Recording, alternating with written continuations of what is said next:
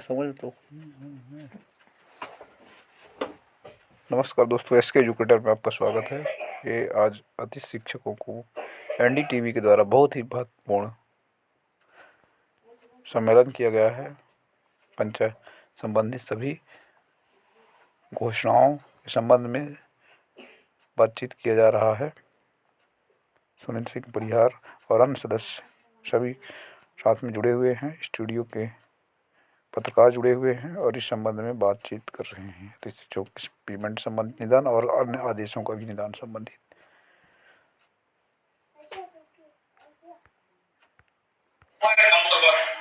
मध्य प्रदेश कर्ज की सीमा की पात्रता के भीतर कर्जा लेने वाला राज्य सारे राज्य कर्ज लेते हैं। हम कांग्रेस के कर्नाटक के जैसे नहीं कि जहाँ मुख्यमंत्री के कुमार जी कहे कर विकास नहीं कर सकते, कैसे नहीं है। हम कांग्रेस की हिमाचल की सरकार के जैसे नहीं बिना तनख्वाह बांटने के पैसे ना मिलने तो योजनाओं की पूर्ति के पैसे न मिलने। नंबर 3, मध्य प्रदेश का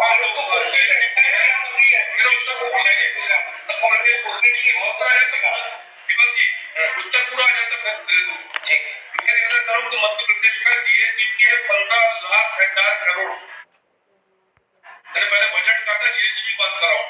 इसका 3.5% यानी 50,000 करोड़ का कर्जा मध्य प्रदेश की सरकार इस उसमें ले सकती है 31 मार्च 2024 के पहले।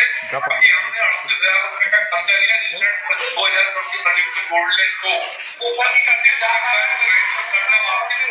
टाइम पर ब्याज से उठाएगी, कोई ओवरड्राफ्ट नहीं, सबके वेतन भुगतान, सारी योजनाएं सबकी पूर्ति। ये कोई अन्य तकनीकी विषय है जिसके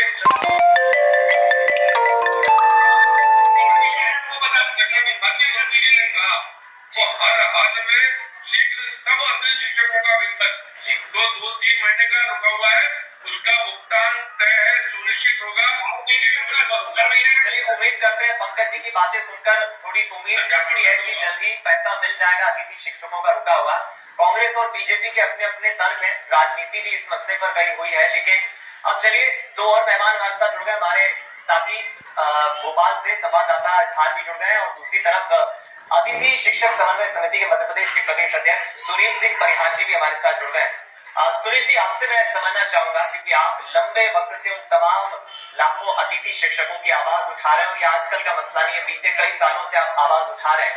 आपकी पीड़ा, आपके दर्द को मैं कुछ हद तक समझ सकता हूँ क्योंकि कई वक्त से वेतन भी नहीं मिला है, आश्वासन मिला है। कांग्रेस कहती है हम आपके साथ है, बीजेपी कहती है हम आपके साथ है, लेकिन आज की तारीख तक चूंकि अमली जामा पहना नहीं है। ये वादा जो है शिवराज सिंह चौहान तत्कालीन सीएम ने उस वक्त किया था, लेकिन अब तो सरकार बदल गई है, बीजेपी सत्ता में है। आपकी लड़ाई कहां तक रख लाई? सबसे पहले तो मैं एनडीटीवी चैनल परिवार को धन्यवाद देता हूं। आपने अतिथि शिक्षकों के मुद्दे को उठाया।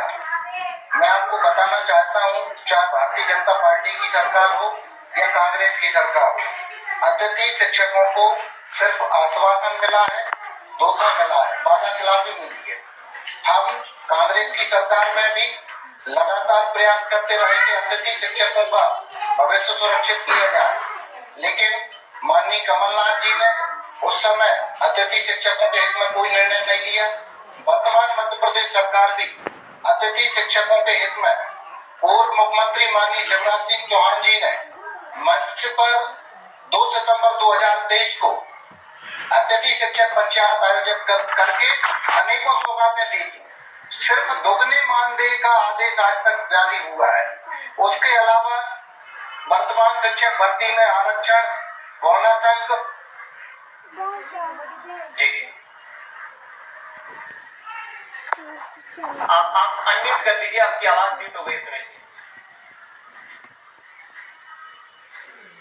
चलिए सुनील जी, आपकी आवाज नहीं आ रही है, मैं आपसे आग्रह करूंगा।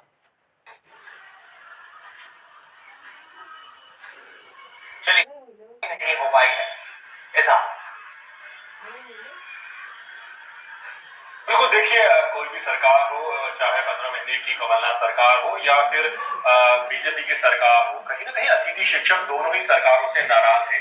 दोनों ही सरकारों ने उनके लिए वादे किए थे, लेकिन उन वादों को पूरा नहीं किया गया। 2018 में भी अतिथि शिक्षकों को लेकर ही कहीं ना कहीं जो सरकार है वो वजूद में आई थी। उसमें किसान और अतिथि शिक्षकों ने बहुत अहम भूमिका निभाई थी। उसके बाद 2020 में जो सिंधिया और कमलनाथ का एपिसोड हुआ, कहीं ना कहीं वो अतिथि शिक्षकों को लेकर ही हुआ और फिर दोबारा एक बार फिर बीजेपी सरकार में आ गई। लेकिन अगर हम बात करें अभी हाल ही की, तो सितंबर में जिस तरह से महापंचायत आयोजित कर उनसे वादा किया गया था, उनके मानदेय को दुगना करने की बात कही गई थी। उस दौरान भी हम उस कार्यक्रम में मौजूद थे और हमने अतिथि शिक्षकों से इस घोषणा के बाद, इस महापंचायत के बाद बात की थी, तो काफी खुश दिखाई दे रहे थे। उन्हें लग रहा था कि 5,000, 7,000 और 9,000 है, इससे बढ़कर उन्हें अब 10,000, 15,000 और 18,000 मिलेगा। तो काफी खुशी उन्हें दिखाई दे रही थी। घर चलाना आसान हो रहा था। लोगों ने अपने कई तरह की प्लानिंग बताई थी कि मैं जो छोटे कमरे में रहता था, बड़ा कमरा किराए पे ले लूंगा, दुनिया भर की चीजें थी। लेकिन उस सितंबर के बाद उन्हें क्या मालूम था कि उस सितंबर के बाद से उनको जो रेगुलर मानदेय मिल रहा है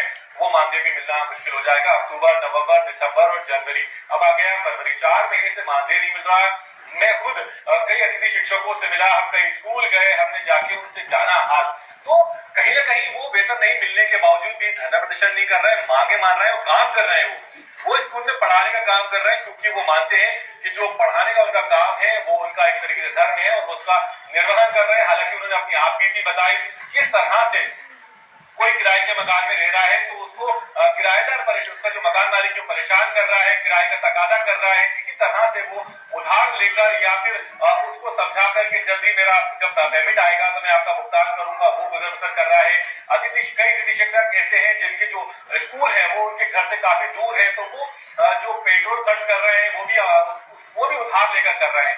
जो महिला अतिथि शिक्षिकाएं हैं उन्होंने अपनी आप बीती बताई कि हम किस तरह से अपना पूरा त्याग समर्पण कर रहे हैं। हम मध्य प्रदेश के छात्रों को पढ़ाने का काम कर रहे हैं, हम उनको शिक्षा दे रहे हैं, लेकिन उसके बदले में हमें क्या मिल रहा है? 15-16 साल से पढ़ा रहा है, कोई 13 साल से पढ़ा रहा है, लेकिन पिछले 4 महीने से उनको मानदेय नहीं मिल रहा है। बजट पर बातें चल रही है, लेकिन उनका कहीं ना कहीं बजट बिगड़ गया है।